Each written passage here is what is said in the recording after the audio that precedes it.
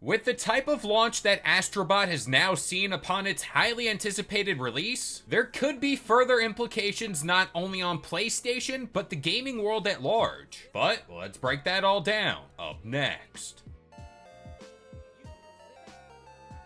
What's going on, guys? It's Kalo, and I'm here to give you the lowdown on all things gaming. And if you're new here, feel free to subscribe to this channel for weekly video game news content. Drop a like on the video, and welcome to the Level Up. Alright, so Astrobot, as expected, is getting off to a hot start amongst critics in the gaming world. Upon the time of this here video's release, it should now be out in the general public. And if that's the case, I hope you're really enjoying it. I mean, as it stands right now, the game scored a 9 out of 10 on IGN, a 5 out of 5 on Eurogamer, and that score and sentiment is carried across the board wherever you go. But that's the thing I wanted to talk about today. I think that this release and reception that this game is getting should be a big old neon sign to PlayStation and the gaming world at large. And let's dive into that and why that should be the case. Lately, the talk of the town has been that pesky old live service game model, and we spent a majority of this week talking about Concord and that whole fiasco.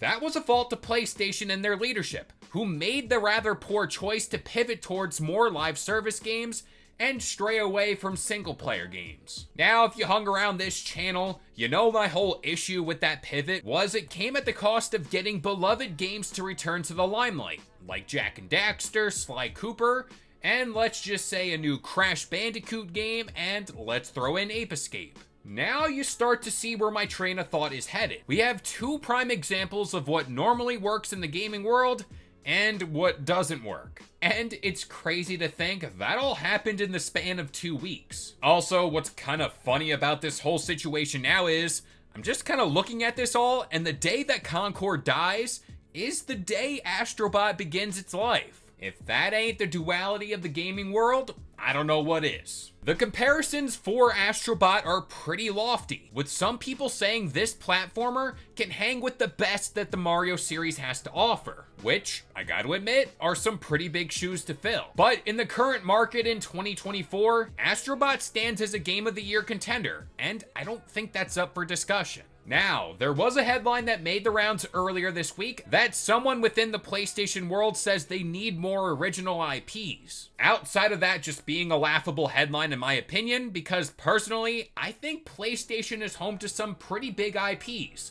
Some that they're using, and some that they're not. It just seems like PlayStation is shooting themselves in the foot here, especially when it comes to handling multiple problems within this console generation. But this is where Team Asobi can send a clear and direct message to PlayStation. And boy, oh boy, do I hope PlayStation listens. They created a Game of the Year contender that did not require any of those flashy live service elements, no microtransactions, nothing. Just a good game with a lovable character, good mechanics, and good graphics. In my humble opinion, those are all key foundational pieces that games in the past needed. And quite honestly, those are the things games only really needed to find success. Basically, what I'm trying to get at here is Astrobot is the clear as day proof. You don't need to jump the shark to make a good game. I also think PlayStation should be sprinting to developers like Naughty Dog or whoever they want to throw on these titles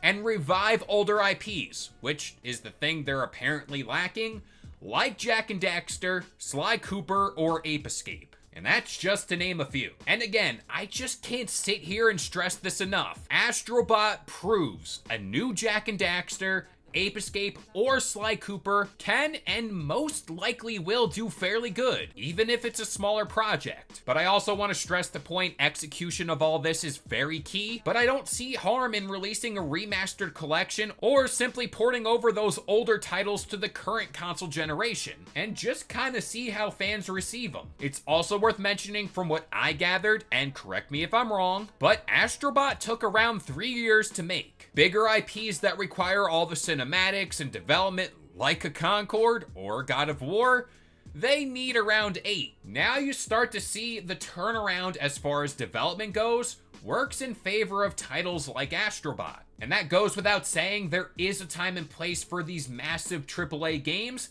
Again, this goes back to a point I made in a previous video. It's all about balance. More or less, Astrobot should be a sign in the night to everyone in the gaming world that smaller titles, if done well, can still work today and they will sell. But with all that being said, I'm gonna pass this off to you guys. If you happen to play Astrobot today, what do you think about it? But that about does it here. I've been Kalo. I gave you the lowdown on all things gaming. And if you're new here, feel free to subscribe to this channel for weekly video game news content. Drop a like on the video, and this has been the Level Up.